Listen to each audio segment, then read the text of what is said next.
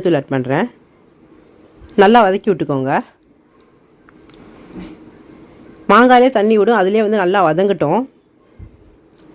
இப்போ நம்ம சைடில் வந்து வெள்ளை பாகு காய்ச்சிக்கலாம். 1/2 ஸ்பூன் போல் உப்பு வந்து இதில் ஆட் பண்ணிக்கலாம். ஆட் பண்ணிவிட்டு நல்லா கிளறி விட்டுக்கோங்க. இப்போ வெள்ளம் வந்து ஓரளவு கரைஞ்சிருச்சு, கரைஞ்சா போதும். இப்போ ஃபில்டர் பண்ணி இதில் ஆட் பண்ணிக்கலாம்.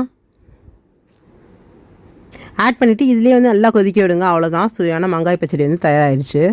இப்போ நம்ம ஆட் பண்ணிக்கலாம்.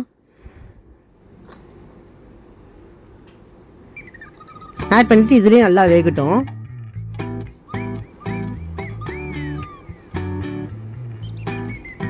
இது எல்லா விதமான டிஷ்ஷுக்கும் சூப்பராக இருக்கும். தயிர் சாதம், சாம்பார் சாதத்துக்கு அல்டிமேட்டாக இருக்கும். கண்டிப்பாக ட்ரை பண்ணி பாருங்கள். ட்ரை பண்ணி பார்த்து உங்கள் கமெண்ட்ஸை மறக்காமல் தெரியப்படுத்துங்க. என் சேனலை சப்ஸ்கிரைப் பண்ண மறந்துடாதீங்க.